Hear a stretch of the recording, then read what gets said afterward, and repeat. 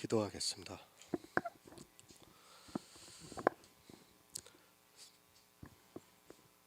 사랑과 은혜가 많으신 아버지 하나님, 주님의 은혜에 감사와 찬양을 드립니다.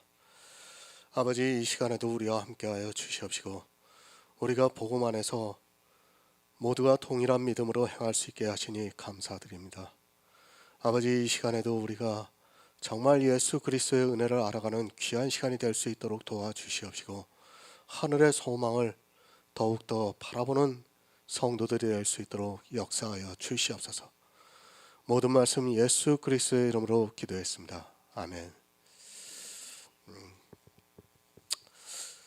지난 시간에 이어서 하겠습니다. 오늘 디모데전서 6장 17절을 보겠습니다. 신약성경 342쪽입니다. 신약성경 342쪽 디모데전서 6장 17절입니다. 제가 읽어드리겠습니다. 내가 이 세대의 부한 자들을 명하여 마음을 높이지 말고 정함이 없는 재물에 소망을 두지 말고 오직 우리에게 모든 것을 후히 주사 누리게 하시는 하나님께 두며. 아멘. 부자가 되지 마시기 바랍니다. 정말 교회 안에서 부자가 되는 순간 그는 망하는 길로 가게 되어 있다는 것을 명심해야 합니다. 이 시대는 자기가 부자가 되어 있으면서도 그것을 전혀 깨닫지 못하고 있습니다. 사람이 연약해서 짓는 도덕적인 죄는 이미 예수 그리스도께서 십자가에서 지고 가셨습니다. 이 세상 모든 사람의 죄를 지고 가셨다는 것을 믿어야 합니다. 이제는 의의 싸움입니다. 그런데 이 의의 싸움을 하고 있는 사람이 거의 없습니다.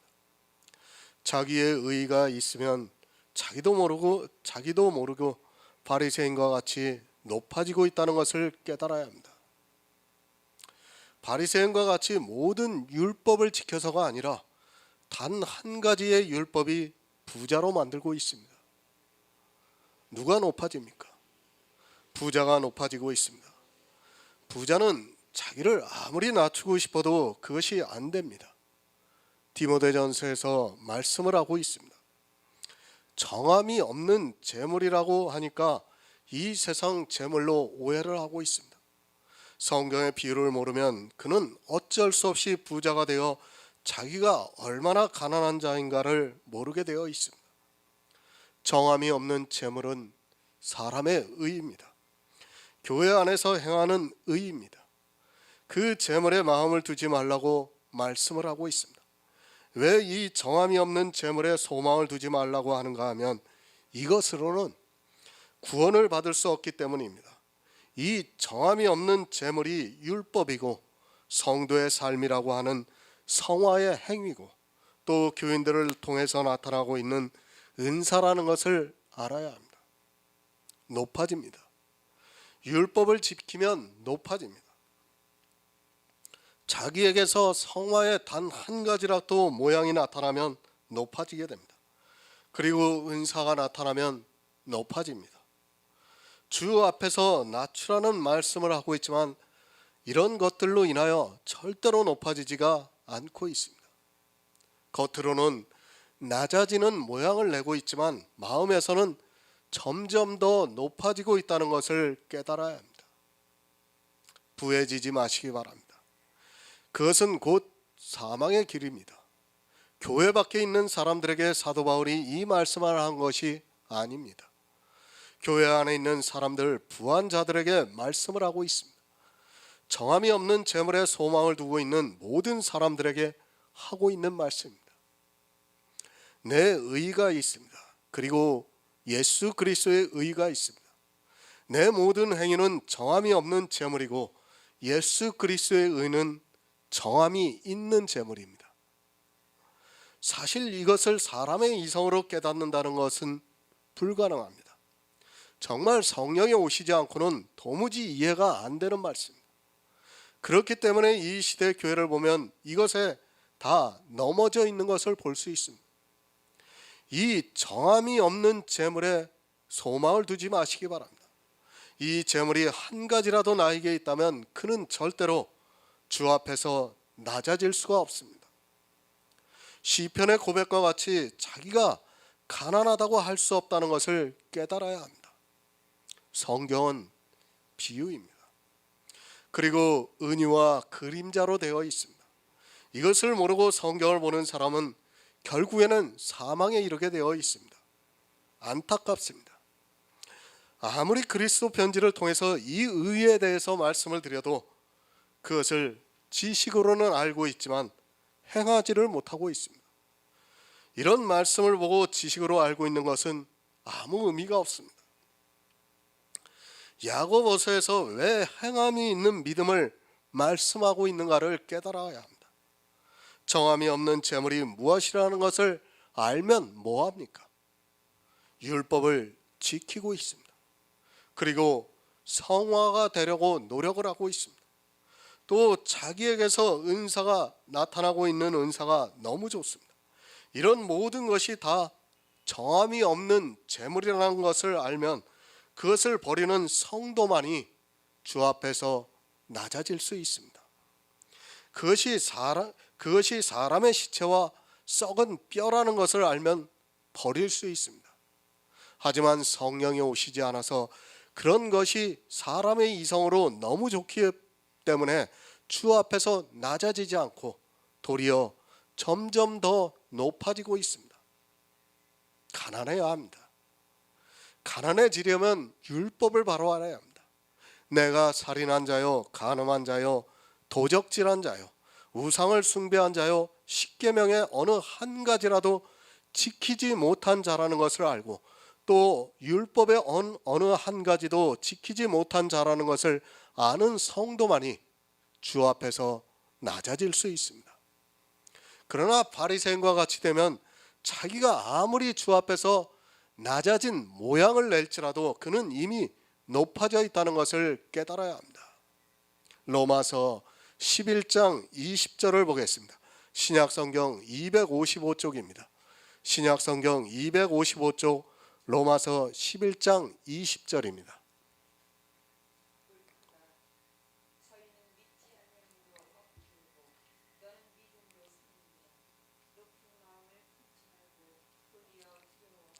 아멘. 믿음입니다.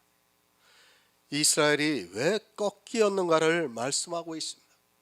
이스라엘은 믿지를 않았고 자기들의 행위로 높은 마음을 품었기 때문에 하나님으로부터 버림을 받아 그 가지가 꺾이었다고 말씀을 하고 있습니다.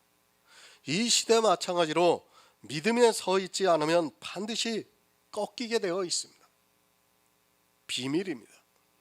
예수 그리스도를 믿는 믿음이 없는 모든 사람은 다 교회 안에서 높은 마음을 품게 되어 있습니다. 그가 아무리 신실하게 보일지라도 믿음이 없으면 다 높은 마음을 품게 되어 있다는 것을 알아야 합니다. 이 믿음과 행위는 함께 가질 수 없습니다. 믿음이 있고 행위도 좋고 하는 것은 이 세상의 이성적 생각입니다. 이스라엘은 율법주의에 빠졌습니다.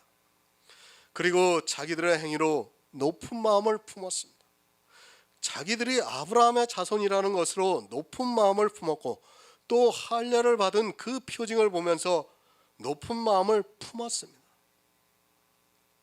자기들의 몸에 있는 그 할례로 인하여 얼마나 높은 마음을 품었는가를 성경이 가르쳐주고 있습니다. 이 시대도 마찬가지입니다. 할례는 받지 않을지라도 11조가 그들의 마음을 높게 하고 있고 주일이라는 날이 마음을 높게 하고 있고 그들이 드리는 예배를 통해서 그리고 찬양을 통해서 기도를 통해서 높은 마음을 품고 있습니다. 이런 것들이 그들이 믿지 않고 있다는 것을 증거해 주고 있지만 깨닫지를 못하고 도리어 더 높아지려고만 하고 있습니다. 어떻게 생각합니까? 11조를 내는 것이 낮아진 것으로 생각을 하고 있습니다. 순종하는 것으로 생각하고 있습니다. 바리새인의 기도를 성경에서 보고도 자기들이 11조를 내는 그것이 오히려 낮아진다고 생각을 하고 있습니다. 분명히 주님께서는 높아지는 것이라고 말씀을 하고 있지만 주님의 말씀까지도 무시를 하고 있습니다. 우리가 지난 시간에 바리새인의 기도를 봤습니다. 내가 소득의 11조를 드리고 일에 이틀을 금식한다고 바리새인은 그렇게 기도를 하고 있습니다. 그렇게 기도를 하던 안 하던 내가 11조를 하고 있고 일에 이틀을 금식하면 바리새인과 같이 높아졌다는 것을 성경이 말씀하고 있는 것입니다. 그런데 그것을 깨닫지를 못해요. 바리새인은 그렇게 기도를 해서 높아졌고 자기들은 그렇게 기도를 안 하니까 11조를 아주 낮은 마음으로 내고 있다고 생각하고 있습니다. 얼마나 어리석은 생각입니까? 바로 아시기 바랍니다. 주님께서 어떻게 말씀하셨는가를 아시기 바랍니다. 11조를 내는 것이 낮아지는 것이 아니라 높아지는 것입니다. 하지만 사람들은 거꾸로 생각을 하고 있습니다. 그리고 더 많은 11조를 내게 해달라고 바알에게 눈물을 흘리면서 기도를 하고 있습니다. 이렇게 높은 마음을 품고 있으면서도 전혀 두려워하지 않고 있습니다. 주 앞에서 낮추시기 바랍니다. 주 앞에서 낮추는 게 뭡니까? 주님께서 이 세상에 오셔서 이루신 구속의 일을 믿음으로 받아들이는 것이 낮아지는 겁니다. 그렇지 않습니까? 그러려면 먼저 정함이 없는 재물에 소망을 두지 마시기 바랍니다.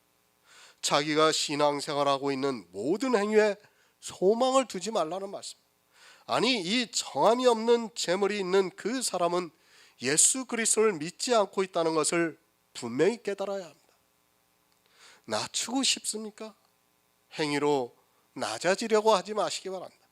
하나님께서는 그런 가증스러운 행위에 속지 않는 분이라는 것을 바로 아시기 바랍니다. 오직 예수 그리스도를 믿고 모든 더러운 것과 넘치는 악을 버려야 합니다. 그런 성도만이 주 앞에서 낮추고 있는 사람입니다. 예수 그리스도를 믿지도 않는 사람이 주 앞에서 어떻게 낮아진다고 말할 수 있겠습니까? 믿는 것입니다. 예수 그리스도를 믿는 믿음에 서 있는 성도만이 주 앞에서 자기를 낮추고 있는 사람입니다. 생각해 보시기 바랍니다. 하나님께서 예수 그리스도를 이 세상에 보내신 이유가 무엇입니까? 예수 그리스도께서 이루신 구속의 은혜를 믿어 구원을 받게 하기 위해서입니다. 그런데 믿지를 않고 있는 그가 어떻게 주 앞에서 낮아질 수 있습니까? 믿음을 모르면 안 됩니다. 아니, 예수 그리스도를 안 믿으면 안 됩니다. 이스라엘이 하나님을 안 믿었습니까? 그들은 분명히 종교적으로 볼 때는 하나님을 믿는 백성들이었습니다. 그것을 부정할 수 있는 사람은 없습니다. 그러나 그들은 하나님을 믿지 않았다고 성경이 누누이 가르쳐주고 있습니다. 이 시대에 예수 그리스도를 믿고 있습니까? 그가 아무리 믿고 있다고 주장을 해도 정함이 없는 재물에 소망을 두고 있다면 그는 믿음이 없는 사람입니다. 주 앞에서 높아져 교만한 사람이라는 것을 깨달아야 합니다. 정함이 없는 재물로 높아져 있는 사람은 반드시 그 가지가 꺾이게 되어 있습니다. 이 말씀은 구원을 받지 못한다는 말씀입니다. 주 앞에서 낮추시기 바랍니다. 행위로 낮추라는 것이 아닙니다. 예수 그리스도를 믿으라는 말씀입니다. 예수를 믿어야 그가 낮아질 수 있습니다. 그러나 이 시대는 말로는 예수를 믿는다고 하지만 실제 예수님께서 이 세상에 오셔서 이루신 구속의 일들을 믿지 않고 있습니다.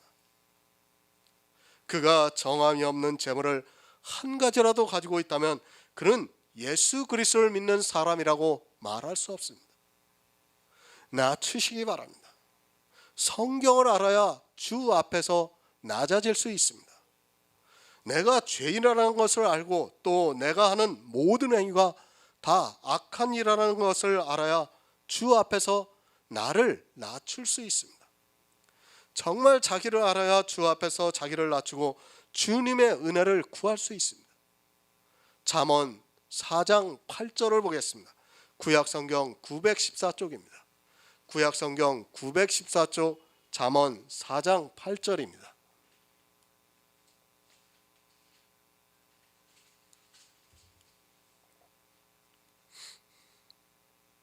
그를 높이라.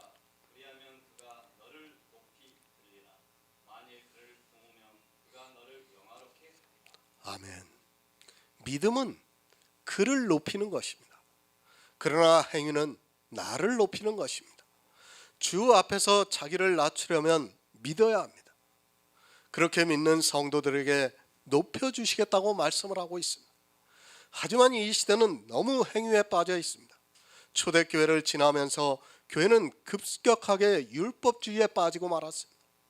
그리고 2000년이 지났으니까 교회 안에 있는 사람들이 얼마나 높아져 있는가를 알아야 합니다. 아무리 강조해도 지나치지 않습니다. 자기를 낮추지 않는 사람은 절대로 구원을 받을 수 없습니다. 어느 정도로 낮추어야 하는가 하면 내가 예수 그리스도와 함께 십자가에 못 박혀 죽어야 합니다. 죽은 사람은 자기를 높이지 않습니다. 문제는 자기가 아직까지도 살아있기 때문에 높이고 있습니다. 주 앞에서 낮추시기 바랍니다. 야고보서는 행위에 대해서 말씀을 하고 있습니다. 행위를 행함으로 해서 자기를 높이지 말고 오직 믿음으로 자기를 낮추라고 말씀을 하고 있습니다. 하지만 이 야고보서를 보면서 사람들은 행위로 자기를 높이고 있습니다. 성령이 오시지 않아서 진리를 알지 못하기 때문에 무엇이 자기를 높이고 무엇이 자기를 낮추는 것인 줄을 전혀 깨닫지 못하고 있습니다. 성도입니다. 이 세상에서 죽기까지 자기를 낮추어야 합니다. 주님께서 그것을 보여주셨습니다. 이 육체를 낮춤으로 해서 주님께서 주님의 날에 나를 높여주시겠다는 것이 성경 말씀입니다. 하지만 사람들은 성경을 보고도 그것을 깨닫지 못하고 오히려 자기를 높이는 악을 행하고 있습니다. 바리새인입니다. 이스라엘만이 바리새인이 있다고 생각하지 마시기 바랍니다. 지금 이 시대 교회는 거의 바리새인화 되어 있습니다. 이스라엘이 자기 몸에 행한 할례를 보고 또 율법의 행위를 보고 하나님의 백성이라고 자부를 하고 살았지만 그들을 주님께서 마귀의 자식들이라고 말씀을 하셨습니다. 역시 이 시대도 예수 그리스도를 믿고 있다고는 하지만 11조를 내고 있고 주의를 지키면서 마귀의 자식들이 되고 있습니다. 성도는 나를 높이지 않습니다. 어떻게 은혜를 입은 자가 자기를 높이겠습니까? 그 자체가 은혜를 모르는 어리석은 자입니다. 은혜를 입은 자는 자기를 높이는 것이 아니라 철저하게 자기를 낮추고 은혜를 준 자를 높이게 되어 있습니다. 은혜라는 단어의 뜻만 알아도 은혜를 자기가 받았다면 절대로 자기를 높이는 그런 행위들을 하지 않습니다. 그를 높이는 것이 무엇입니까? 그것은 나를 낮출 때 가능한 일입니다. 나를 높이면서 그를 높인다는 것은 있을 수 없는 일입니다. 나를 높이면 그가 낮아지고 나를 낮추면 그가 높아지게 되어 있습니다. 행위는 나를 높이는 것이고 믿음은 그를 높이는 것임을 바로 알아야 하는데 이 시대는 믿음이 무엇이라는 것조차 깨닫지를 못하고 있습니다. 베드로전서 5장 6절을 보겠습니다. 신약성경 382쪽입니다. 신약성경 382쪽 베드로전서 5장 6절입니다. 그러므로 하나님의 능하신 손 아래서 겸손하라. 때가 되면 너희를 높이시리라. 아멘. 때가 되면 너희를 높이시겠다고 말씀을 합니다. 그 때가 언제입니까? 이 세상을 살아가는 동안에 나를 높이시겠다는 말씀입니까? 성도는 이 세상에서 죽을 때까지 낮아진다는 것을 깨달아야 합니다. 사도들을 보시기 바랍니다. 어느 사도가 이 세상에서 높아졌습니까? 그들은 이 세상에서 정말로 낮아졌습니다. 주께서 너희를 높이시라고 말씀합니다. 그것이 언제입니까? 교회 안에서 나를 높이시겠다는 말씀입니까? 교회 안에서 자기를 높이려고 하는 자는 니골라당입니다. 지금 교회는 너무 타락을 해서 사람들이 감각이 없어졌습니다. 너무 오랜 시간 동안 교회가 타락의 길로 가다 보니까 사람들은 교회가 당연히 그런 것으로 생각을 하고 있습니다. 높아지고 있습니다. 그리고 그런 높아지는 자기를 보면서 주님이 때가 되어서 자기를 높게 해주셨다고 말하고 있습니다. 그리고 자기들이 다니고 있는 교회를 높여주셨다고 말하고 있습니다. 세상에서 유명한 목사가 되고 또 그 교회가 거대하게 성장을 하는 것을 보면서 주님께서 때가 되니까 자기들을 높여주셔서 이렇게 되었다고 자랑을 하고 있습니다. 절대 아닙니다. 때가 언제입니까? 그것은 주님이 오실 때를 말씀하는 것입니다. 주님이 오셔서 영접을 받아 그리스도와 더불어 천국에서 왕노릇하는 것을 말씀하는 것이지 이 세상에서 그리고 교회 안에서 높아지는 것을 말씀하는 것이 절대로 아닙니다. 성도는 낮아집니다. 정말 사람들이 보기에는 저 사람이 과연 예수 그리스도를 믿는 사람일까 하는 그 정도가 되어야 합니다. 행위를 보면 예수를 믿는 사람이라고 인정하지 않을 정도로 낮아집니다. 아카데미를 하고 있지만 가끔 다녀가는 사람들이 있습니다. 그들이 사무실을 와서 보고 남의 사무실을 빌려서 예배하는 것을 보고 이 사람들이 예수를 믿는 사람이냐고 말하고 있습니다. 왜 그렇습니까? 당연히 예수를 믿으면 주님께서 높여주신다는 생각이 그들에게 있기 때문입니다. 예수를 믿으면 이 세상에서 복을 많이 받는다고 생각을 하기 때문에 교회도 근사하게 지어야 하고 또 목사도 유명해야 하고 또 재물도 풍성해야 한다고 생각하고 있습니다. 그런 사상들이 다 바알에게서 온 것임을 모르고 이 세상에서 높아지려고 하고 있습니다. 높아지는 것을 당연하게 생각하고 있습니다. 아니 그렇게 높아지는 것이라고 생각도 하지 않습니다.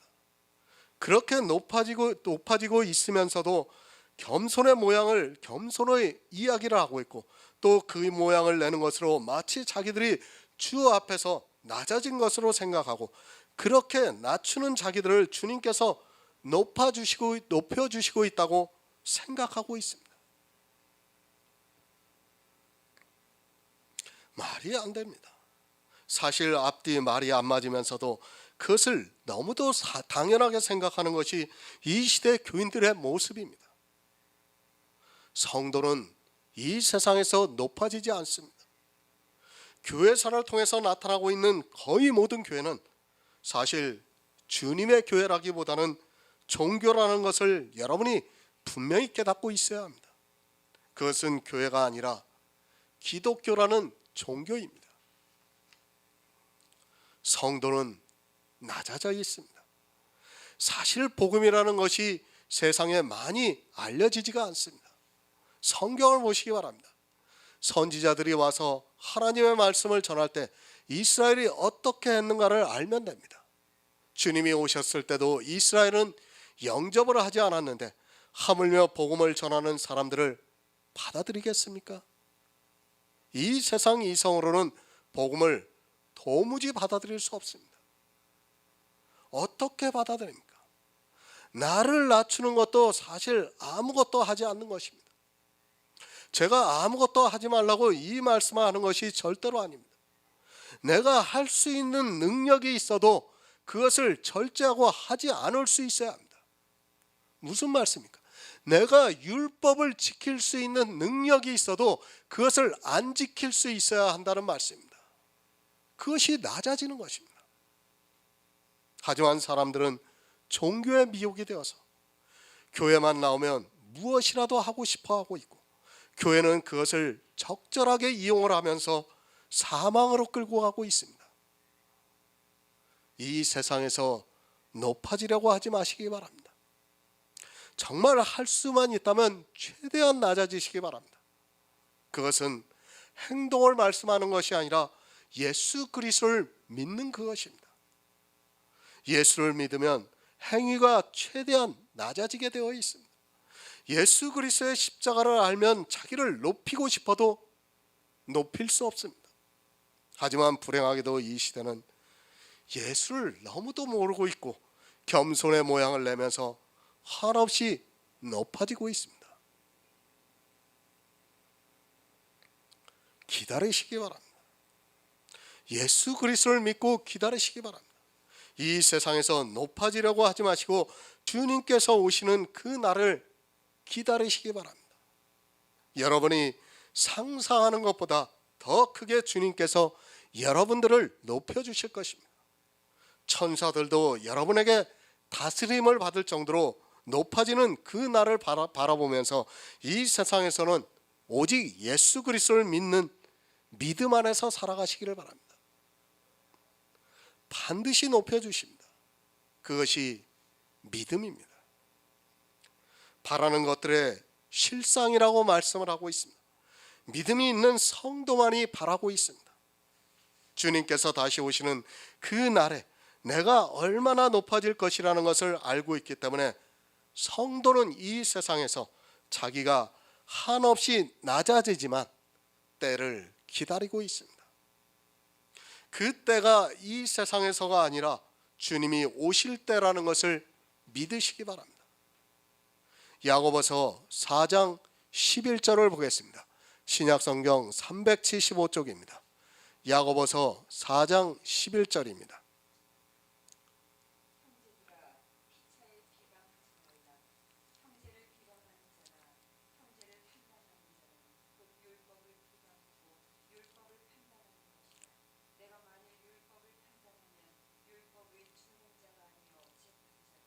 아멘. 형제들아, 피차에 비방하지 말라. 무엇으로 피차에 비방을 합니까? 믿음은 마음에 있습니다. 그것은 보이는 것이 아니기 때문에 서로 비방하고 말 것이 없습니다. 아니, 믿음은 하나님께서 동일하게 주시는 것이기 때문에 믿음이 무엇이라는 것을 알고 있다면 비방하는 것이 아니라는 것을 쉽게 이해할 수 있습니다. 비방하다, 남을 헐뜯고 비난하여 말하는 것입니다. 이것이 지금 어디에서 일어나고 있는 일인가 하면 바로 교회 안에 있는 일입니다. 세상 사람들이 하고 있는 일이 아니라 교회 안에서 피차에 비방을 하고 있습니다. 계속해서 말씀을 드리지만 성경은 교회 안에 있는 사람들이 보고 있습니다. 교회 안에서 피차에 비방을 하고 있기 때문에 야고보가 이 말씀을 하고 있습니다. 비방하지 마시기 바랍니다. 무엇을 가지고 비방을 하는가 하면 바로 율법을 가지고 비방을 하고 있습니다. 율법을 잘 지키고 있는 사람은 율법을 잘 지키지 못하는 사람을 비방하고 있습니다. 이스라엘이 어느 정도로 율법을 가지고 비방했는가 하면 사마리아 사람들이 이방의 포로가 되었다가 돌아오면서 또 그곳에 다른 민족과 섞이면서 혼혈이 되었습니다. 어떻게 비방을 했습니까? 사마리아 사람들을 개로 취급을 했습니다.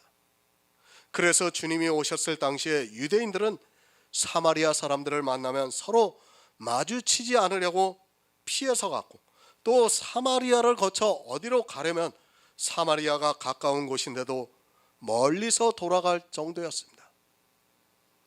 왜 그렇습니까? 율법에 비추어서 사마리아 사람들은 혼혈이 되었기 때문에 그들을 심지어는 개로 취급을 했습니다. 그래서 예수님께서는 사마리아 여인을 만났을 때도 그 여인이 유대인이 왜 자기에게 말을 거느냐고 하면서 놀라는 것을 볼 수 있습니다. 유대인들은 사마리아 사람들과 말도 안 했는데 주님께서 사마리아 여인에게 말을 거니까 너무도 이상했던 것입니다. 율법 때문입니다. 이방에 의해서 나라가 망하고 어쩔 수 없이 혼혈이 되었는데 유대인들은 자기들이 지키고 있는 율법에 비추어서 사마리아 사람들을 비방하고 있었습니다. 지금 이 시대도 마찬가지입니다. 11조를 내는 사람들은 11조를 안 내면 비방을 하게 되어 있습니다. 또 주의를 지키는 사람들은 주의를 지키지 않는 사람들을 비방하고 있습니다. 그렇죠. 교회 안에서 목사들이 자기네들은 주일날 정말 하나님 앞에 나와서 신실하게 예배를 드리고 있는데 세상 사람들은 등산을 간다고 정말 버스를 대절해서 놀러 가고 있다고 그렇게 이야기하고 있습니다. 무엇입니까? 자기들은 주의를 잘 지키는데 저 사람들은 주의를 안 지킨다고 비방하는 것입니다. 보시기 바랍니다. 정통이라고 하는 교회가 있습니다.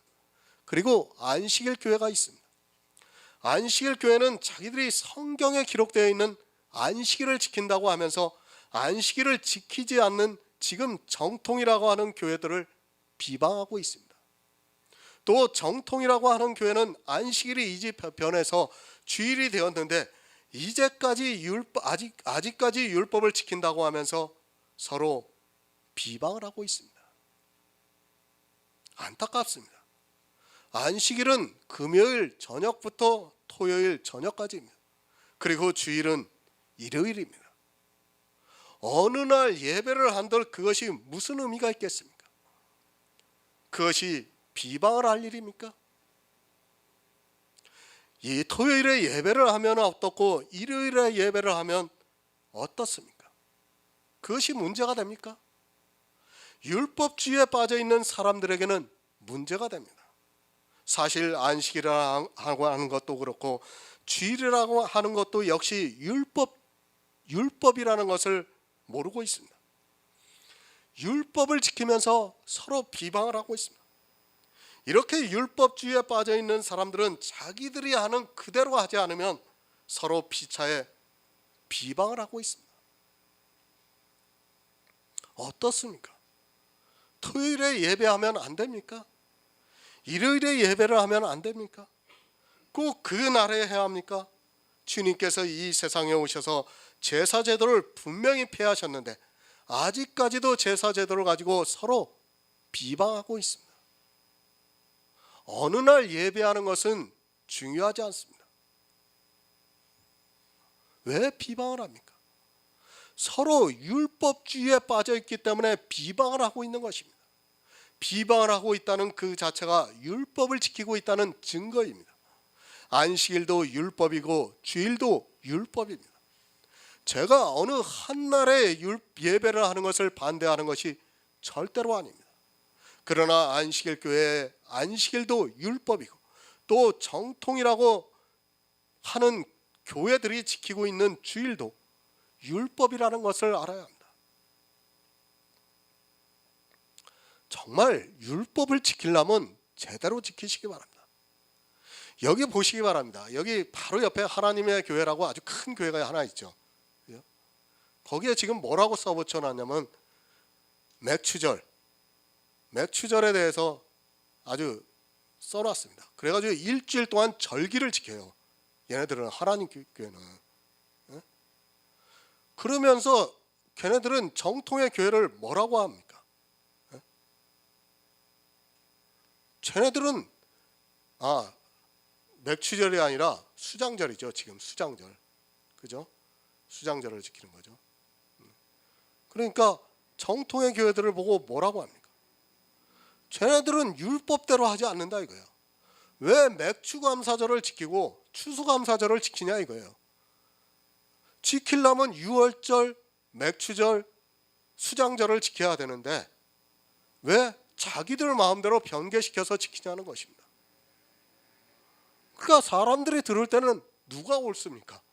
성경에 보면 3대 절기가 유월절, 맥추절, 수장절이에요. 안식일 저기 하나님의 교회 가서 성경을 배우는 사람들은 이런 정통이라고 지금 하는 교회들은 다 이단이에요. 다 이단. 그렇지 않습니까? 지키려면 다 지키고 안 지키려면 말지. 왜 맥주절은 지키면서 유월절은 안 지키고 또 수장절은 자기들 마음대로 추수감사절이라고 해서 지키냐고 하면서 다 이단이라고 해요. 이 사람들은 그 수장절이 오면 일주일을 절기로 지켜요. 실제로. 그럼 누가 성경적입니까? 저 안에 있는 사람들은, 하나님 교회 안에 있는 사람들은 100번을 말해도 자기네들이 성경적인 거예요. 그렇지 않습니까? 사람의 이성으로. 그거에 다 넘어가는 겁니다. 바로 율법이 서로 이렇게 비방을 하게 하고 있다는 것을 여러분이 깨달아야 합니다. 어느 날이면 어떻습니까? 예수 그리스도의 복음을 전해서 그가 듣고 하나님의 능력으로 구원을 받는다면 그것은 착한 일입니다. 물론 지금 이 시대에 쉬는 날이 있습니다. 모두가 쉬는 날에 예배를 하는 것이 옳다고 생각을 합니다. 그러나 안식일이 잘못되었다, 주일이 잘못되었다고 하는 그 자체는 자기들 스스로가 율법주의에 빠져 있다고 증거를 하는 것과 같습니다. 이 시대 교회가 너무 율법주의가 되어 있습니다. 아마도 제가 예배를 한다고 하면서 어느 장소에서 예배를 할 때 지금 정통이라고 하는 교회에서 하는 새벽 예배, 그리고 수요 예배, 그리고 금요 철야 예배를 안 드린다면 아마도 저를 비방할 것입니다. 아니, 이미 기존의 교회 다니던 사람들은 이상한 이단이 하나 또 생겼네 하면서 교회에 한 번 왔다가 다시는 오지 않을 것이 분명합니다. 비방하고 있습니다. 심지어는 어떻습니까? 제가 예배를 할 때 사도신경을 외우지 않으면 아마도 그것을 가지고도 비방할 것이 너무 분명합니다. 예배를 하면서 사도신경을 외우지 않는다고 하면서 아마도 일반 교인들은 이단이라고 생각할 것이 분명합니다. 아니, 제가 지난번에도 말씀을 드렸지만 목사들이 모여있는 노예에서 헌금을 걷니 안 걷니 그거 가지고 논쟁이 일어났어요. 어떻게 예배를 하면서 헌금을 안 드리냐고 그런 말을 하고 있습니다. 아니, 헌금 안 드리면 어때요 그게? 그런데 율법에 빠져 있는 사람들은 예배에 반드시 헌금 순서가 있은 걸 수십 년 동안 자기가 몸으로 해왔습니다. 그러니까 헌금 안 한다고 그러면 비방하는 겁니다.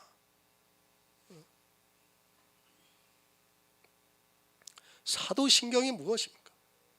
사도들이 만들어 놓은 것입니까? 그것이 아니라 천주교에서 만들어 놓은 것입니다. 설령 사도들이 만들어 놓았다 해도 마찬가지입니다. 그것이 성경과 일치합니까? 전혀 그렇지 않습니다. 그런데도 그 사도신경을 외워야 한다고 생각하고 있습니다. 예배의 형식까지도 율법주의에 빠져 자기들이 하는 것을 하지 않으면 비방을 하는 것이 이 시대 교인들의 모습입니다. 사도신경 하지 마시기 바랍니다. 그것을 하는 사람은 절대로 구원을 받을 수 없습니다. 왜 사람이 만들어 놓은 것을 예배를 드릴 때마다 그것을 마치 주문을 외우듯이 하고 있는지 도무지 이해가 안 됩니다. 하지만 율법에 의해서 포승에 묶여 있는 교인들은 그것을 너무도 당연하게 생각하고 있고 오히려 사도신경을 완해오면 이단이라고 생각을 하고 있습니다. 종교개혁을 했습니까? 절대로 종교개혁은 이루어지지 않았습니다. 주님이 오시고 난 후에 313년의 기독교가 공인이 되고 난 이후에 교회는 지금까지 계속해서 타락을 해왔습니다. 프로테스탄트 교회가 종교개혁을 했다고 하지만 이 사도신경 하나만 보아도 천주교의 것을 그대로 따라하고 있습니다. 천주교의 것을 그대로 따라하는 게 뭡니까? 예배도 천주교의 것을 그대로 따라하고 있어요. 성찬도 마찬가지예요. 그대로 따라하고 있으면서 자기네들이 무슨 종교개혁을 했다고 말하고 있습니까? 제가 비방을 하는 것입니까? 분명히 율법은 폐하여졌습니다. 저는 비방을 하는 것이 아니라 예수 그리스도의 십자가를 거절하는, 율법을 지키고 있는 교회를 성경적으로 분별을 하는 것입니다. 이것을 비방이라고 해서는 안 됩니다. 예수 그리스도의 십자가를 거절하는 행위를 하고 있는, 그것에 대해서 분별하고 있는 것이지, 율법을 안 지킨다고 비방하지를 않고 있습니다. 누가 비방합니까? 율법을 지키고 있는 교회가 안 지킨다고 비방을 합니다. 성경은 분명히 율법이 폐해졌다고 말씀을 하고 있고, 율법을 폐하지 않는 것을 행함이 없는 믿음이라고 말씀을 하고 있습니다. 비방이라는 것은 율법을 지키고 있는데 그것을 안 지키는 것을 보고 비방하는 것을 보고 비방이라고 하는 것입니다. 누가복음 5장 30절을 보겠습니다. 신약성경 97쪽입니다. 누가복음 5장 30절입니다.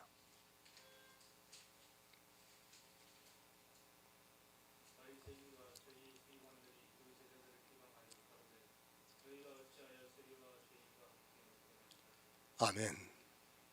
세리입니다. 이스라엘 사람들에게 이 세리는 죄인입니다.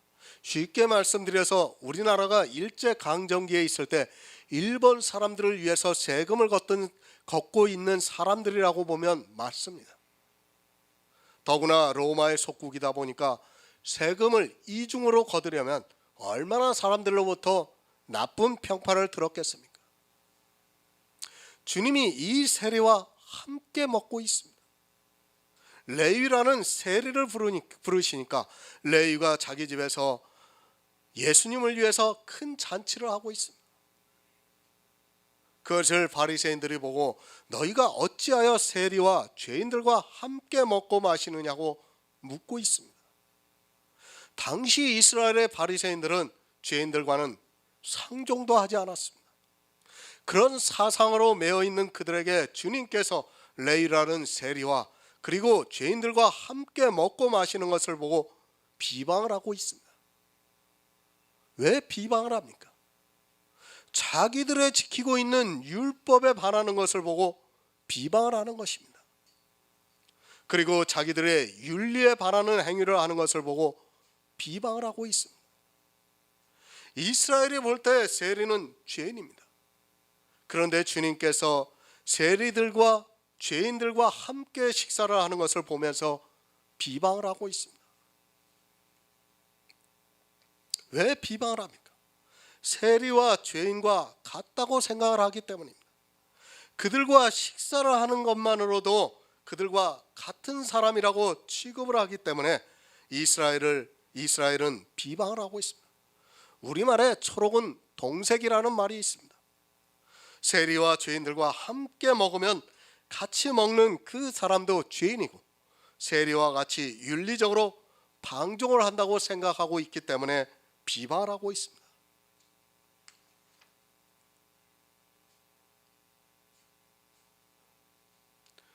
이렇게 사람들은 그들과 같이 있다는 그 자체만으로 비방을 하게 되어 있습니다. 어디서 나옵니까? 율법에서 나오고 있고 신앙생활의 윤리에서 나오고 있습니다. 사람들은 이렇게 자기 이성으로 생각하는 것이 오랜 세월 동안 쌓여 있습니다. 그것이 어느덧 자기도 모르는 사이에 너무도 당연하게 생각이 되고 있습니다. 죄인입니다. 물론 세리와 그리고 죄인들은 분명히 죄인입니다. 그들이 죄인이 아니라는 것이 절대로 아닙니다. 하지만 예수님께서 이 세상에 오신 목적을 모르기 때문에 이 모습을 보고 비방을 하고 있습니다. 주님께서는 내가 의인을 만나러 온 것이 아니라 죄인을 찾아 구원하러 오셨다고 했지만 이스라엘은 흠없는 율법의 의를 가지고 있다 보니까 예수님께서 죄인들과 잡수시는 것을 보고 비방을 하고 있습니다. 율법주의입니다. 그리고 성화주의입니다. 또 이 시대는 은사주의까지 포함이 되어 있습니다. 사람들은 이렇게 육체의 모양을 보고 다른 사람을 비방하고 있습니다.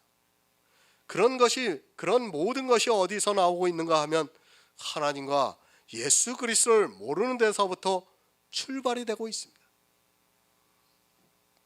시편 42편 9에서 10절을 보겠습니다. 구약 성경 833쪽입니다. 시편 42편 9에서 10절입니다.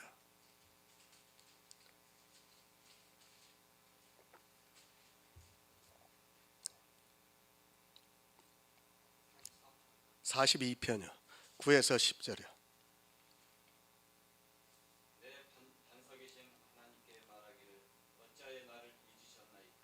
내가 어찌하여 원수 압제로 인하여 슬프게 다니나이까 하리로다. 내 뼈를 찌르는 칼같이 내 대적이 나를 비방하여 늘 말하기를 내 하나님이 어디 있느냐 하도다. 아멘. 성경을 바로 알아야 합니다. 이스라엘이 왜 예수 그리스도로부터 버림을 받고 대적을 했는가를 바로 깨달아야 합니다. 그들은 조상 대대로 성경을 보고 자기들이 아브라함의 자손이라고 하면서 하나님을 믿으면서 살아왔지만 그 원인은 성경을 몰랐기 때문입니다. 지금도 마찬가지입니다. 이스라엘과 같이 성경을 보고 있습니다. 사람의 이성으로 성경을 보다 보니까 도무지 그 안에서 말씀하고 있는 진리를 깨달을 수 없습니다. 사실 성경은 사람의 이성으로는 도무지 이해가 안 되게 되어 있습니다. 아니, 사람의 이성으로 보아도 어쩌면 아주 쉽게 해석이 되고 있습니다. 그래서 성경을 더 쉽게 보고 있습니다. 내 반석의 하나님께 말을 하고 있습니다. 어찌하여 나를 잊으셨나이까 묻고 있습니다. 아마도 이런 말씀들을 보면 거의 모든 사람들이 육체적으로 생각하고 있습니다. 자기 육체가 고난을 받고 있으면 하나님께서 자기를 잊으셔서 고난을 받고 있다고 생각을 하고 있습니다. 성경은 영의 일입니다.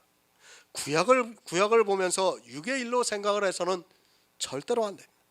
이 말씀을 보고 자기 육체의 고난을 보면서 하나님께서 자기를 잊은 것으로 생각해서는 절대로 안 됩니다. 그렇게 생각하고 있는 사람이 있다면 그는 아직까지도 육의 사람에서 벗어나지를 못하고 있는 사람입니다. 지금 이 시대가 그런 육적인, 지금 이 시가 그런 육적인 것을 고백하는 시입니까? 이스라엘은 그렇게 보았습니다. 그리고 역시 이 시대도 그렇게 보고 있습니다. 그러다 보니까 자기가 누구로부터 비방을 받고 있는 줄을 모르고 있습니다. 자기가 또한 누구로부터 압제를 당하고 있는 줄도 모르고 있습니다. 육의 이스라엘은 흠없는 율법의 의를 가지고 있었기 때문에 이 말씀을 그들의 이성으로는 도무지 깨달을 수 없었습니다. 원수의 압제로 슬프게 다니고 있습니까? 그 원수가 육적인 원수입니까? 물론 구약의 원수는 육적으로 보여질 수 있습니다. 아니, 그림자를 하나님께서는 육적으로 보이게 하셨습니다. 실제 이스라엘은 이방에 의해서 압제를 당하면서 살아왔습니다. 그러나 그것은 그림자에 불과하다는 것을 깨달아야 합니다.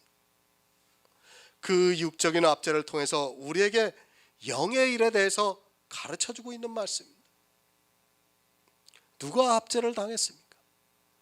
그리고 누가 원수입니까? 아직까지도 이 원수가 누구라는 것을 모르고 있는 사람들이 너무 많이 있습니다. 아니, 제가 원수라고 하면 저를 비방할 사람들이 많이 있습니다.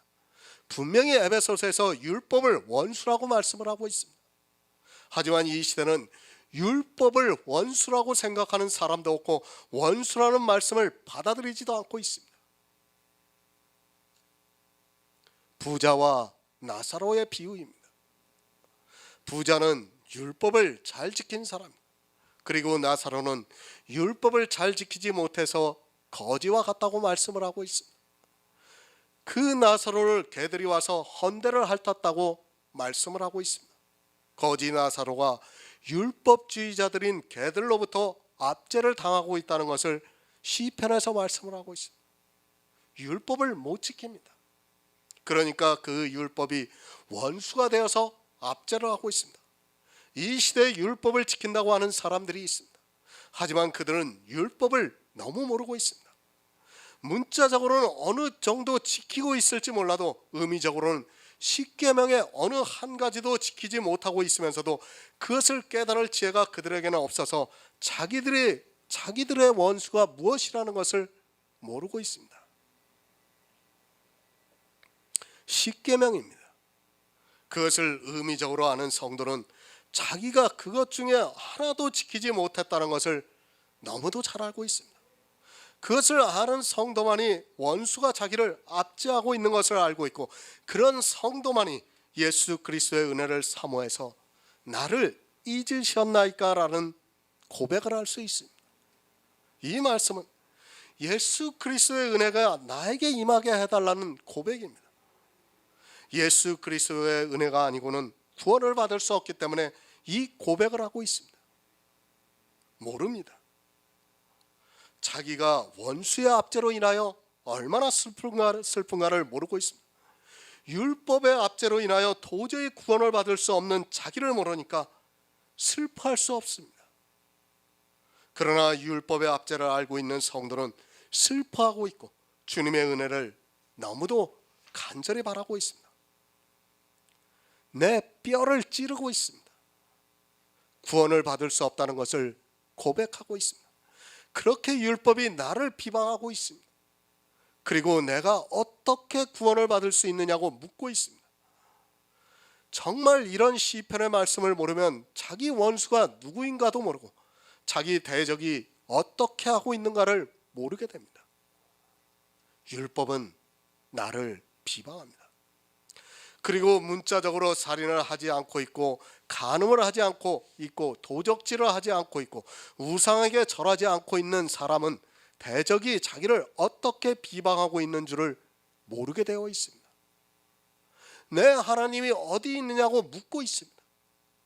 실제 보이는 대적이 아니라 율법이 우리에게 그렇게 말하고 있습니다.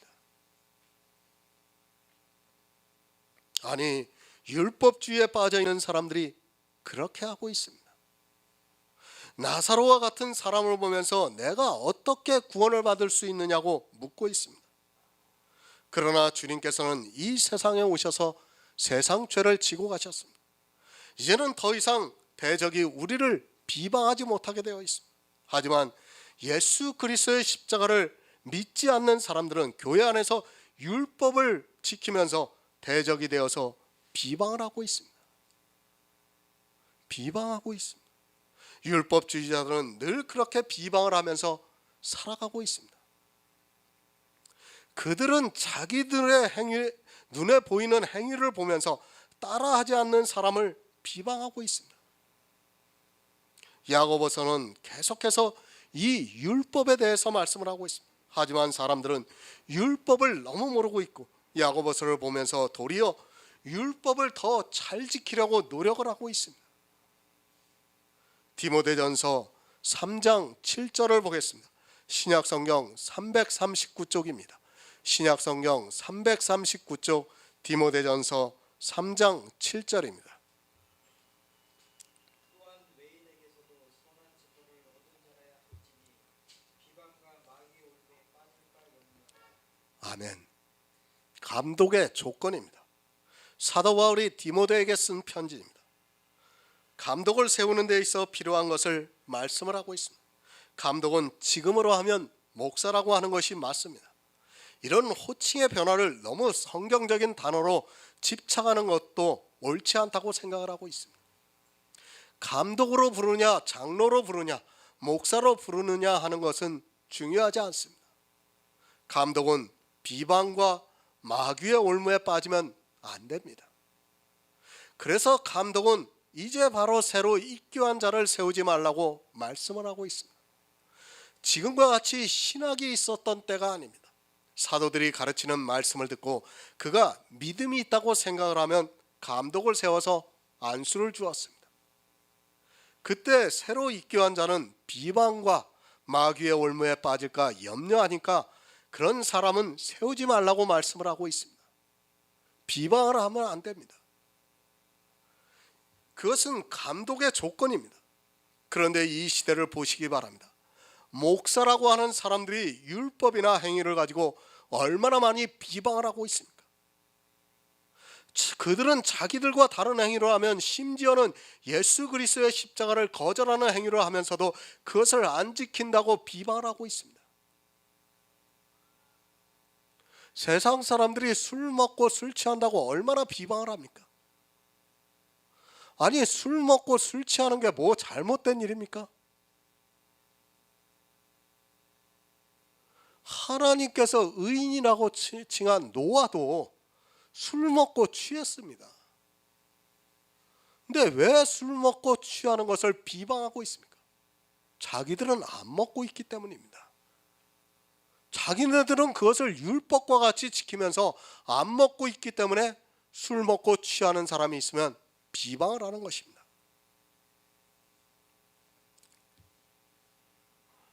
11조를 안 내보시기 바랍니다.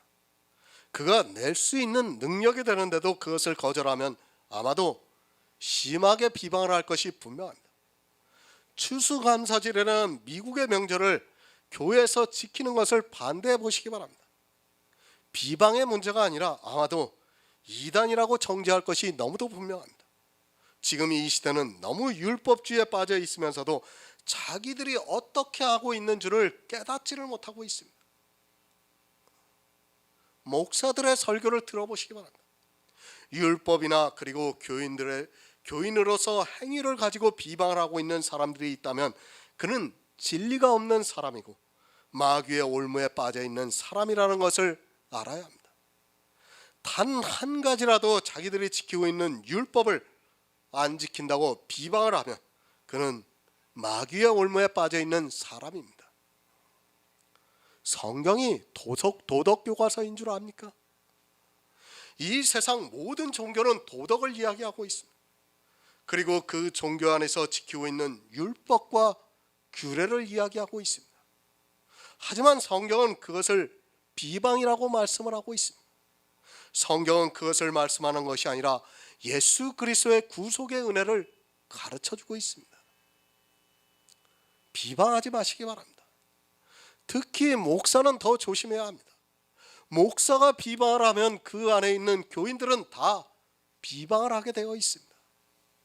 심지어는 11조를 하지 않는다고 비방을 하면서도 그것을 너무도 당당하게 말하고 있는 것이 이 시대 목사들이고 그들이 얼마나 타락을 했는가를 잘 보여주고 있는 언행들입니다. 왜 비방을 합니까? 자기가 비방할 자격이 있습니까? 인생은 모두가 죄인입니다. 죄인이 법을 보고 그것을 잣대로 비방하고 있다는 것은 자기가 누구인가를 모르는 어리석은 사람입니다. 아니, 자기는 나름대로 자기들이 정한 것을 아주 잘 지키고 있다고 생각하기 때문에 비방을 하고 있습니다. 그러나 이스라엘의 흠없는 율법의 글을 주님께서는 회칠한 무덤이라고 말씀을 하셨습니다. 율법입니다. 그리고 행위입니다. 그것은 사람의 이성을 마비시키고 있습니다. 아니, 사람의 이성으로는 그것이 너무도 바릅니다. 하지만 그 율법을 가지고 교회 안에서 목사들이 비방을 하고 있습니다. 지금 이 시대를 보시기 바랍니다.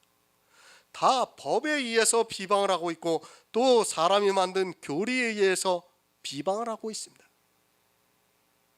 신학이 무엇입니까? 사람이 만든 학문이라는 것을 잊지 마시기 바랍니다. 그저 히브리어 좀 알고 있고 헬라어를 좀 알고 있는 것으로 마치 성경을 아는 것으로 착각을 하고 있는 사람들이 너무 많이 있습니다. 그런 세상의 공부를 하고 나서 교회를 세우고 그들이 무엇을 할 수 있겠습니까? 신학교에서 1년, 2년 배우는 게 히브리어 헬라어입니다. 그거 알아서 뭐 하겠다고 그것을 1년, 2년 배웁니까? 그것이 지식이 되어서 도리어 사망으로 가고 있다는 것을 깨닫지 못하고 있습니다. 육체의 모양을 내려 하고 있습니다. 그리고 자기들의 모양과 다른 사람을 보면 즉시 비방을 하고 있습니다. 이 시대는 예수 그리스도의 십자가를 안 믿고 있습니다. 그들의 마음에 십자가의 비밀이 없기 때문에 서로 비방을 하고 있습니다. 육체적인 행위를 보고 비방하는 자체가 이미 진리에서 벗어나 있는 사람입니다. 성도로서 권면을 할 수 있어도 서로 비방을 해서는 안 되지만 목사들이 그것을 주도하고 있습니다.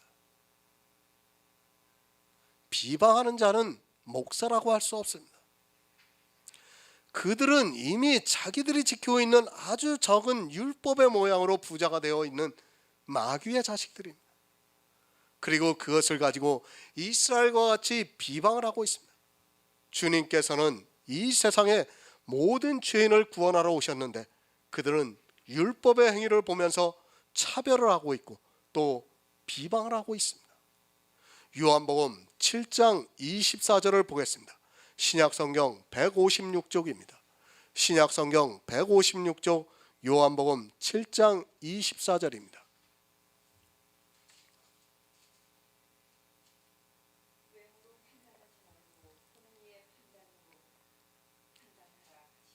아멘. 비방을 합니다. 또 외모로 판단을 하고 있습니다. 성경은 판단을 전혀 하지 말라고 하지 않습니다.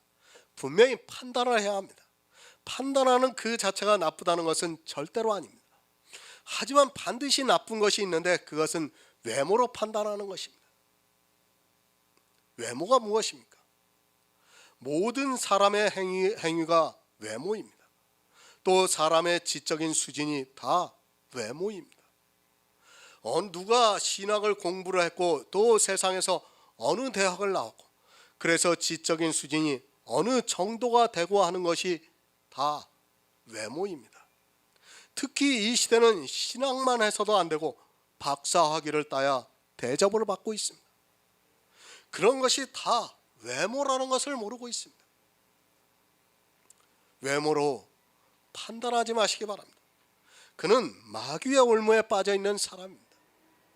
11조를 내고 교회에서 주의를 지키고 또 예배를 드리고 찬양을 하고 기도를 하는 모든 행위가 다 외모입니다. 그것을 가지고 그가 구원을 받을 사람이라고 판단하지 말고 또 그것을 기준으로 해서 저 사람은 구원을 받을 수 없다고 판단하지 말라는 말씀입니다. 그런 외모는 쓰레기입니다. 썩은 시체와 같다는 것을 알아야 합니다.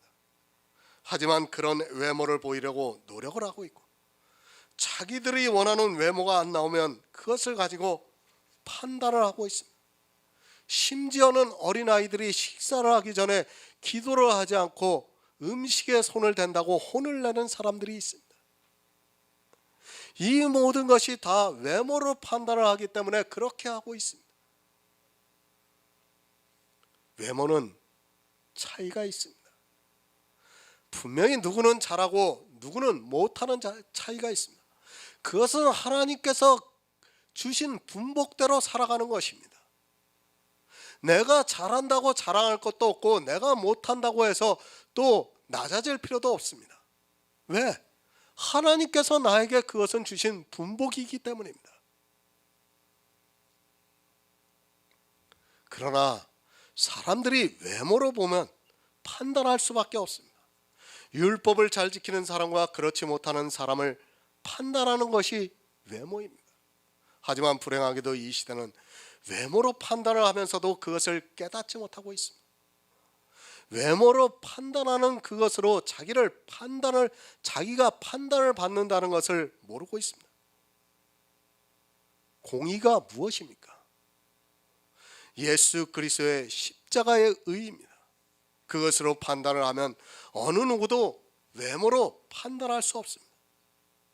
하지만 사람들은 교회 안에서 자기들이 하고 있는 외모로 판단을 하고 있고 공의를 받아들이지 않고 있습니다. 공의로 판단을 하면 절대로 외모를 보지 않을 수 있습니다. 주님입니다.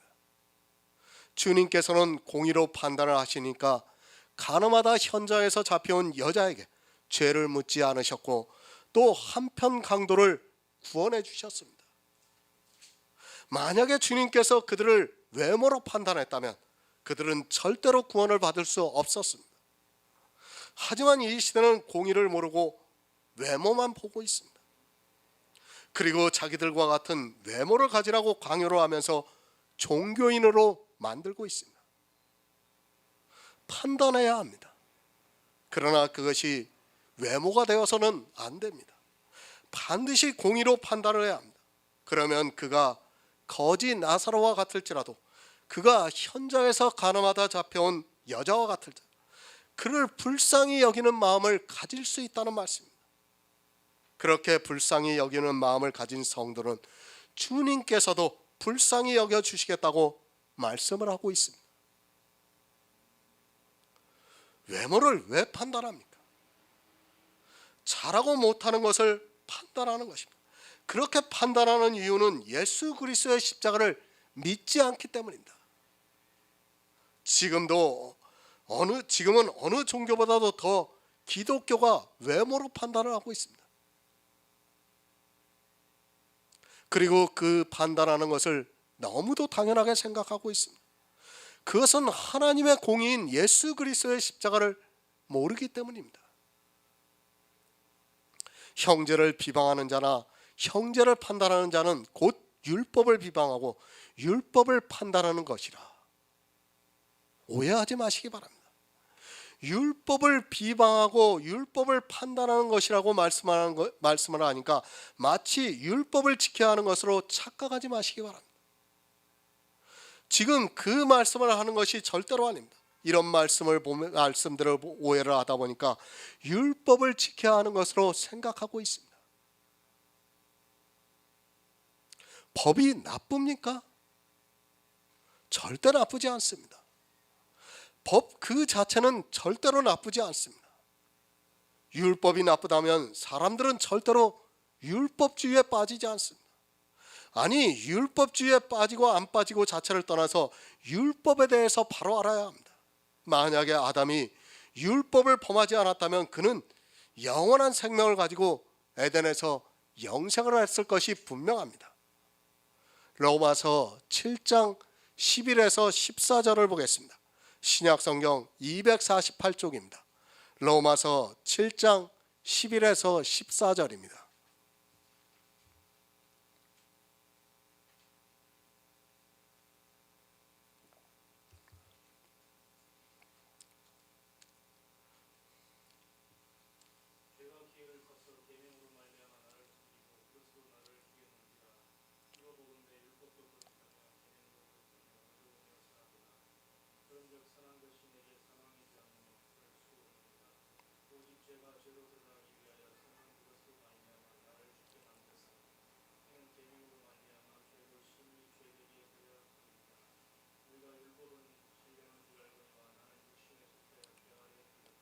아멘. 율법은 분명히 원수입니다. 그리고 대적이라고 말씀을 하고 있습니다. 하지만 율법 그 자체가 나쁘다고 생각해서는 안 됩니다. 저는 율법을 나쁘다고 말씀을 드린 적이 한 번도 없습니다. 율법은 분명히 신령한 것입니다. 그것은 율법을 지키면 생명을 얻을 수 있기 때문에 신령하다는 말씀입니다. 율법이 우리를 사망으로 끌고 갑니까? 그것이 아니라 율법으로 말미암아 죄 때문에 우리가 사망을 당하고 있다는 말씀입니다. 잘 이해하시기 바랍니다. 야고보는 지금 율법을 비방하고 판단을 해서는 안 된다고 말씀을 하고 있습니다. 그것은 율법 그 자체를 볼 때 거룩하고 의로우며 선합니다. 율법 그 자체가 그렇다는 것을 말씀하고 있습니다. 율법이 나를 사망으로 끌고 갔습니까? 그것이 아니라 죄가 우리를 사망으로 끌고 갔습니다. 그런 의미에서 율법을 비방하고 판단해서는 안 된다는 말씀입니다. 율법 그 자체는 우리에게 생명을 주는 것입니다. 분명히 알아야 하는 것은 율법은 생명과 연결이 되어 있다는 것을 알아야 합니다. 사람들이 율법을 너무 모르고 있습니다. 율법은 그 자체로 신령한 것임에 틀림이 없습니다. 그러나 그것은 모든 율법을 항상 다 지켜서 생명을 얻었을 때의 일입니다. 성경에 기록되어 있는 모든 율법을 항상 다 지켜서 내게서 죄가 하나도 없을 때 율법은 거룩하고 의롭고 선하고 신령하다는 말씀입니다. 하지만 아담으로부터 해서 모든 인생들이 그렇게 하지를 못했습니다. 그런 의미에서입니다. 율법을 비방하고 판단하지 말라는 말씀입니다. 우리 인생은 율법을 다 지켜서 생명을 얻어야 하는 의무가 있습니다. 그것을 하나님께서 에덴에서 아담에게 말씀을 하셨습니다. 동산 중앙에 있는 선악을 알게 하는 나무의 실과를 따먹지 말라고 말씀을 하셨습니다. 안 따먹으면 어떻게 되었습니까? 그것은 거룩하고 선하고 의롭고 신령하다는 말씀입니다. 그런데 따먹으니까 죄에 팔려서 사망이 찾아왔습니다. 죄가 기회를 타서 계명으로 말미암아 나를 속이고 그것으로 나를 죽였다고 말씀을 하고 있습니다. 분명히 율법은 거룩하고 선하고 의롭고 신령한 것입니다. 하지만 그것은 성경에 기록되어 있는 모든 율법을 항상 다 지켰을 때입니다. 성경에 기록되어 있는 모든 율법을 항상 다 지켜야 합니다.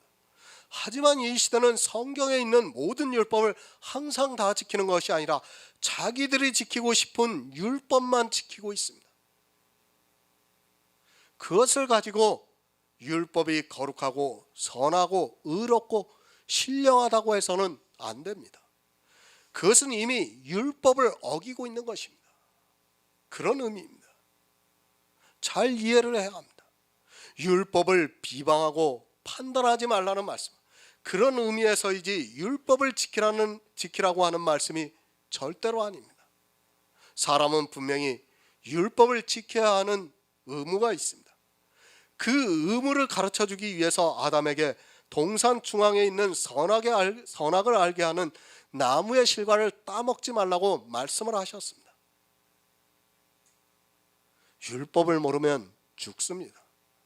분명히 거룩하고 선하고 의롭고 신령한 것입니다. 그것을 사람이 지켜야 하는 의무가 있습니다. 그 의무를 행하지 못하니까 주님께서 이 세상에 오셔서 우리를 대신해서 율법의 요구를 이루셨습니다. 그런 의미에서 율법을 판단하지 말라는 것이지, 율법을 지키는 것을 판단하지 말라는 것이 절대로 아닙니다. 율법은 폐하여졌습니다. 그럴지라도 우리는 율법을 준행해야 하는 성도입니다. 그것은 실제 율법을 지키라는 말씀이 아닙니다. 우리는 이미 예수 그리스도께서 율법의 요구를 이루신 것을 믿음으로 가져왔습니다. 이미 다 지켰다는 것을 믿음으로 받아들이고 있습니다. 이렇게 받아들이고 있는 성도만이 의의 생명이 탄생을 한다고 성경에서 말씀을 하고 있습니다. 그렇다고 해서 율법을 판단을 하고 비방을 하는 것은 율법을 준행하는 자가 아니라 재판자라고 말씀을 하고 있습니다. 율법의 재판장은 오직 하나님 한 분뿐입니다. 우리 인생은 율법을 비방하고 율법을 판단할 수 없습니다. 그것은 우리가 죄 아래 팔려 사망에 이르렀기 때문입니다. 예수 그리스도의 십자가를 통해서 우리는 율법의 요구를 다 이룬 성도가 되었다 할지라도 그것은 영의 의미고 육으로는 절대로 율법을 판단해서는 안 됩니다. 율법 자체를 판단해서는 안 된다는 말씀입니다. 새 번역을 제가 읽어드리겠습니다. 형제 자매 여러분, 서로 헐뜯지 마십시오. 자기 형제 자매를 헐뜯거나 심판하는 사람은 율법을 헐뜯고 율법을 심판하는 것입니다. 그대가 율법을 심판하면 그대는 율법을 행하는 사람이 아니라 율법을 심판하는 사람입니다. 서로 헐뜯지 마시기 바랍니다. 자기 형제나 자매를 헐뜯거나 심판하는 사람은 율법을 심판하는 사람이라고 말씀을 하고 있습니다. 사람은 율법을 심판하는 자가 아니라 율법을 행하는 사람이라고 말씀을 하고 있습니다. 이 행하라는 것은 실제 율법을 지키라는 것이 아닙니다. 우리 성도는 이미 예수 안에서 율법을 다 행했다는 것을 믿고 있습니다. 그것은 내 육체가 아니라 내 속에 새로 탄생이 되어 있는 그리스도의 영이 그렇다는 것을 알아야 합니다. 의롭다고 하니까 마치 어떤 사람들은 자기들의 육체가 의로운 것으로 생각하고 있습니다. 절대 아닙니다. 우리 육체는 썩어질 시체와 같다는 것을 알아야 합니다. 우리 속에 탄생이 된 영이 그렇다는 말씀입니다. 생명입니다. 율법을 다 지켰을 때는 생명이 있습니다. 하나님께서 율법을 주셨을 때는 생명을 주시기 위해서입니다. 하지만 인생들은 연약해서 이 생명을 얻지 못했습니다. 생명을 얻는 것에서는 분명히 율법은 거룩하고 선하고 의롭고 신령한 것입니다. 율법은 분명히 그렇게 주셨지만 사람들은 다 죄 아래 팔렸습니다. 율법을 행하는 사람입니다. 그러나 이 율법을 온전히 행한 사람은 없습니다. 그런데 그 사람이 율법을 판단하고 있다면 그는 율법을 행하는 사람이 아니라 재판장이라는 말씀입니다. 율법을 가지고 재판할 수 있는 분은 오직 하나님 한 분뿐이라는 것을 성경을 통해서 가르쳐주고 있습니다. 어느 누구도 안 됩니다. 율법을 판단할 수 있는 분은 오직 하나님 한 분입니다. 예수 그리스도께서 율법의 요구를 이루셨기 때문에 그분만이 율법을 판단할 수 있습니다. 하지만 사람들은 이 율법을 가지고 마음대로 판단을 하고 있습니다. 심지어는 재판까지 하고 있습니다. 누가 율법을 어기는 것을 보면서 그렇게 해서 천국에 들어갈 수 있겠느냐고 말하고 있습니다. 야고보서 4장 12절을 보겠습니다. 신약성경 375쪽입니다.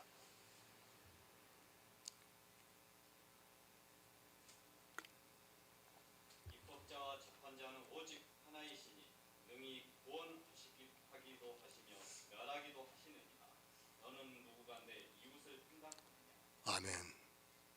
새 번역을 보겠습니다. 율법을 제정하신 분과 심판하시는 분은 한 분이십니다. 그는 구원하실 수도 있고 멸망시키실 수도 있습니다. 도대체 그대가 누구이기에 이웃을 심판합니까? 율법을 제정하신 분은 하나님입니다. 또한 그 율법을 판단하시는 분도 하나님 한 분이십니다. 잘 이해하시기 바랍니다. 율법을 사람들에게 주신 것은 하나님입니다. 그리고 그 율법을 심판하시는 분도 역시 하나님입니다. 이 세상에 율법을 주셨지만 그 율법으로 말미암아 모든 사람이 죄에 팔려 사망에 이르게 되었습니다. 모두가 압니다. 율법을 하나님께서 제정하셨다는 것을 알고 있습니다. 그래서 사람들은 더욱 율법주의에 쉽게 빠져들어가고 있습니다. 아마도 이것을 모르는 사람은 교회 안에 없을 것이라 생각합니다. 하나님께서 율법을 제정하셨기 때문에 사람들이 율법을 지키고자 노력을 하고 있습니다. 더구나 이스라엘 같은 경우에는 이 율법을 가지고 하나님과 언약을 했습니다. 분명히 제정을 하셨습니다. 그것을 부인해서는 안 됩니다. 그리고 이 율법은 거룩하고 의롭고 선하고 신령한 것임을 부정해서도 안 됩니다. 하지만 그 조건은 모든 율법을 항상 다 지켰을 때 그렇다는 말씀입니다. 분명히 하나님께서는 사람들에게 율법을 주셨고 그 율법을 지켜서 생명을 얻기를 바라셨습니다. 하지만 어떻게 되었습니까? 이 세상 최고 의인이라고 하는 욥도 율법으로는 의롭다함을 얻을 수 없었습니다. 이 세상 어느 누구도 율법을 지켜서 의롭다함을 얻을 수 없었고 죄에 팔려 사망에 이르게 되었습니다. 분명히 율법은 거룩하고 신령한 것은 맞지만 그 율법으로 인하여 사람들이 죄에 팔려 사망에 이르게 되었다는 말씀입니다. 그래서 주님이 오셨습니다. 이 율법을 심판하시기 위해서 주님이 이 세상에 오셨습니다. 지금 그 말씀을 하고 있습니다. 율법을 심판하실 수 있는 이는 오직 하나님 한 분뿐이라는 말씀입니다. 그것은 주님께서 이 세상에 오셔서 율법의 요구를 다 이루셨기 때문에 심판하실 수 있다는 말씀입니다. 율법을 재판하십니다. 잘 이해하시기 바랍니다. 율법을 가지고 재판하신다는 것이 아니라 율법 그 자체를 재판하시겠다는 말씀입니다. 하나님께서는 거룩하고 의롭고 선하며 신령한 율법을 주셨지만 그 율법으로 말미암아 사람들이 죄에 팔려 사망에 이르게 되었습니다. 그래서 주님께서 이 세상에 오셔서 이제 율법의 요구를 다 이루시고 그 율법을 심판하신다는 말씀입니다. 율법을 어떻게 심판하셨습니까? 율법을 폐하시는 것입니다.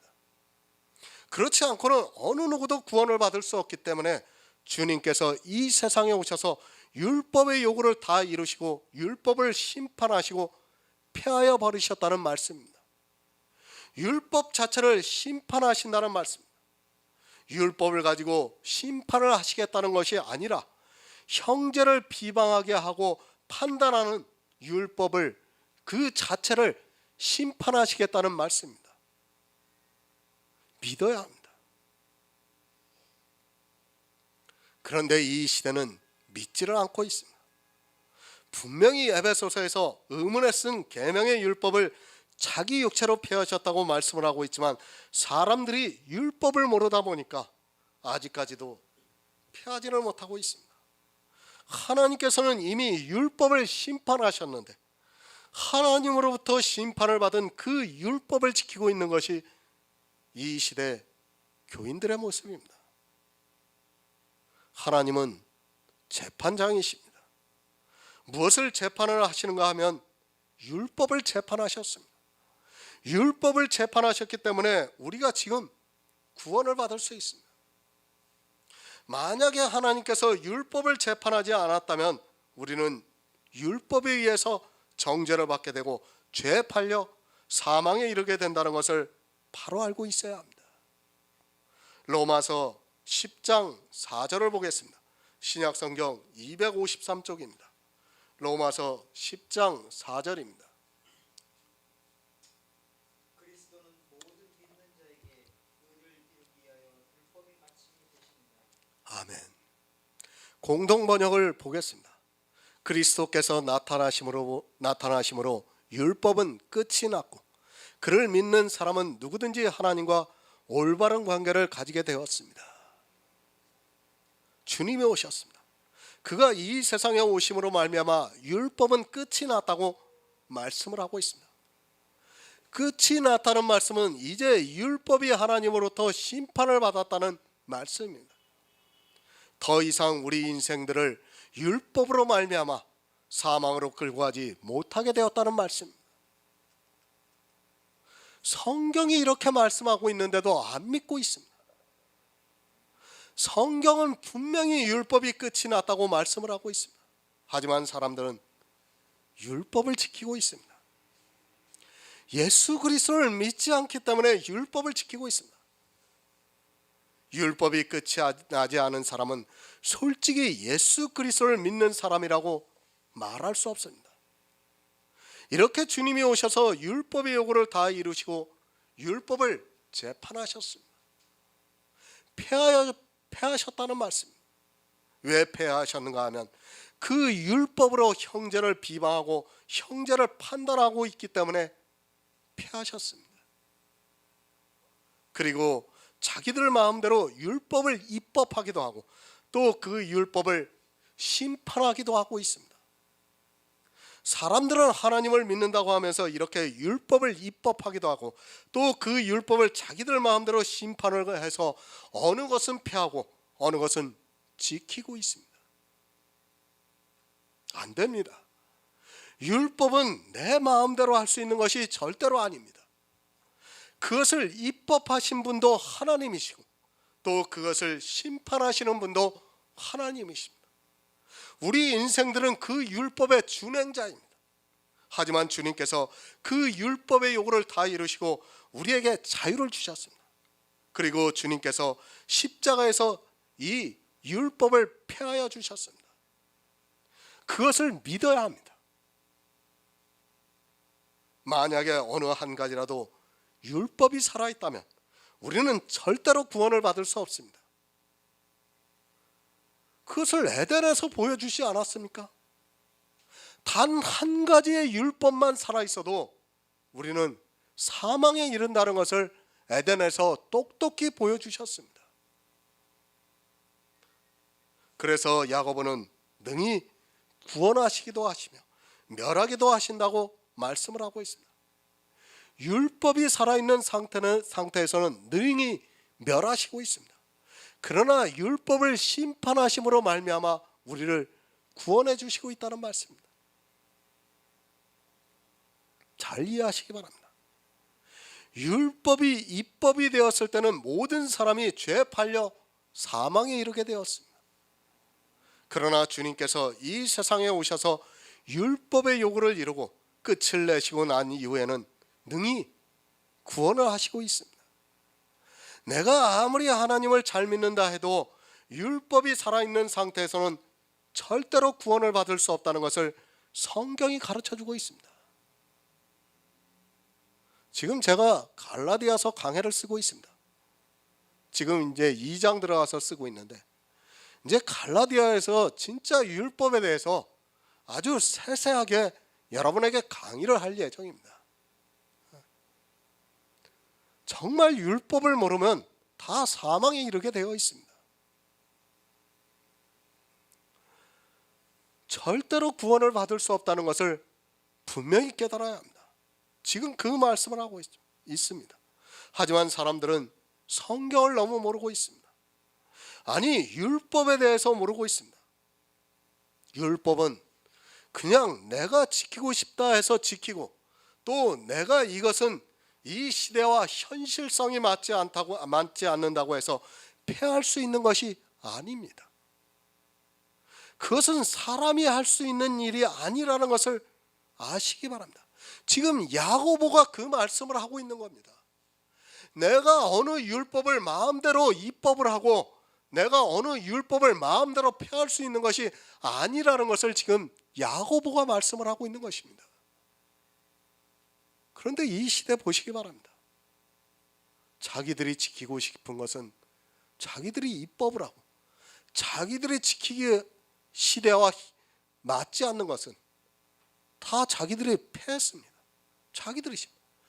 자기들이 하나님이 되었다는 거예요. 지금 율법을 지킨다고 하는 것은 자기들이 하나님이 되었다는 것과 마찬가지라는 것을 알아야 합니다.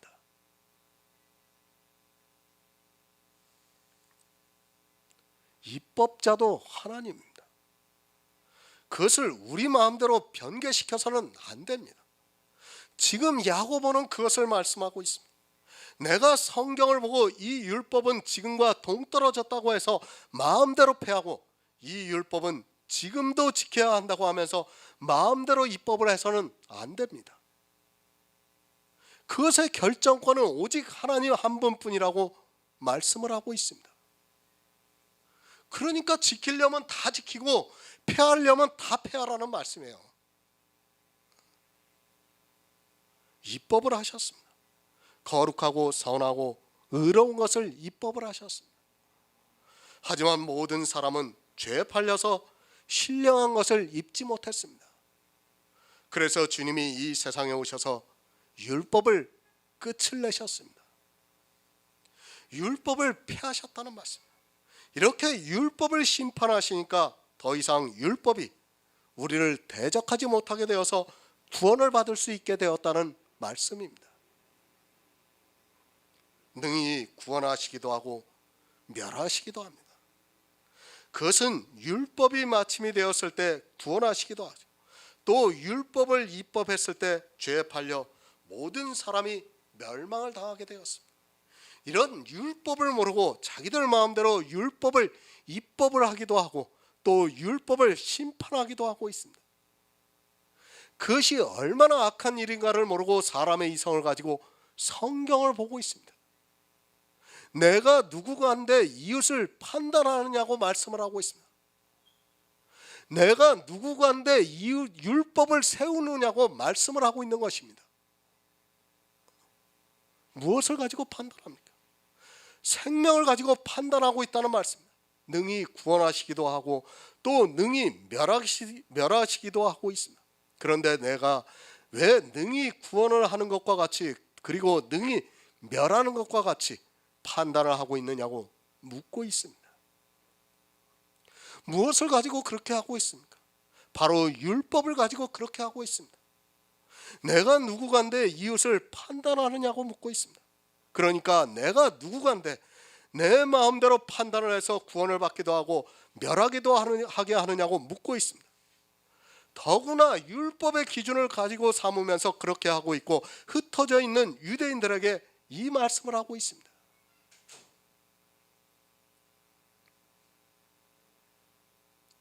율법 한 가지라도 세우면 안 됩니다. 지금 야고보가 분명히 우리에게 가르쳐주고 있지 않습니까? 판단하지 마시기 바랍니다. 우리는 어느 누구도 판단할 수 없습니다. 그 이유는 율법을 입법한 자도 아니고 그 율법의 끝을 내게 한 자도 아니기 때문입니다. 만약에 내가 율법의 요구를 다 이루었다면 이웃을 판단할 수 있습니다. 하지만 우리는 어느 누구도 율법의 요구를 이루지 못했습니다. 율법을 심판해야 합니다. 그래야 이웃을 판단할 수 있는 자격이 있습니다. 하지만 우리 인생은 율법에 의해서 죄에 팔려 사망에 이르게 되었습니다. 그런 인생이 누구간데 이웃을 판단할 수 있겠습니까? 이 말씀은 내가 율법을 다 지켰느냐고 묻고 있는 말씀입니다. 내가 예수 그리스도와 같이 율법을 다 지켜서 율법의 마침이 되게 하느냐고 묻고 있습니다. 그런데 판단을 하고 있습니다. 율법의 마침이 되게 하지도 못했으면서 겨우 몇 가지 지키고 있는 율법을 보면서 그것으로 이웃을 판단하고 있습니다. 그것도 저 사람이 죄인이라고 판단을 하는 것이 아니라 저 사람은 천국에 들어갈 수 있어 저 사람은 천국에 들어가지 못한다고 하면서 판단을 하고 있습니다. 착각하지 마시기 바랍니다. 겨우 몇 가지 지키는 그 율법으로 자기가 율법의 마침이 된 것으로 생각해서는 안 됩니다. 오직 예수 그리스도만이 율법의 마침이 되셨습니다. 하지만 이 시대는 자기들이 지키고 있는 몇 가지 율법의 모양을 보면서 감히 이웃을 판단하고 있습니다. 그렇게 이웃을 판단하는 사람들에게 묻고 있습니다. 내가 예수 그리스도와 같이 율법의 요구를 다 이루었냐고 묻고 있습니다. 내가 율법의 마침이 되었느냐고 묻고 있습니다. 율법도 모르고 있고 자기가 누구인지도 모르고 있고 그저 종교에 빠져 율법의 모양을 보면서 이웃을 판단하고 있습니다. 그것도 구원에 대해서 함부로 판단을 하고 있습니다. 율법의 요구를 다 이루지 못한 그들이 율법으로 판단을 하고 있습니다. 잘 이해하시기 바랍니다. 무엇으로 판단을 하는가를 바로 알아야 합니다. 12절은 구원에 대해서 판단을 하고 있다는 말씀입니다. 누가 그렇게 하고 있는가 하면 교회 안에서 자기들 마음대로 율법을 입법하기도 하고 또 율법을 폐하기도 하는 그들이 이웃을 판단하고 있습니다. 얼마나 어리석습니까? 자기를 모르면 그렇게 됩니다. 또 율법을 모르면 자기가 무엇을 하고 있는 줄을 모르게 되어 있습니다. 오직 예수님만이 하실 수 있는 그 일을 자기들의 생각을 가지고 이웃을 판단하고 정죄를 하고 있습니다. 왜 이런 일이 있는가 하면 율법에 대해서 모르기 때문입니다. 그저 율법을 지키라고만 하고 있지 율법에 대해서 너무 모르고 있습니다. 입법을 하셨습니다. 이 세상 모든 사람이 죄에 팔려 사망에 이르게 되었습니다. 그 죄인들을 불쌍히 여기셔서 주님이 오셔서 율법의 요구를 다 이루시고 그 율법을 심판을 하셨습니다. 그래서 우리 성도들이 구원을 받았습니다. 그런데 사람들이 자기들 마음대로 이웃을 판단하고 있습니다. 오직 예수 그리스도의 은혜로 우리가 구원을 받았다는 것을 가르쳐 주고 있습니다.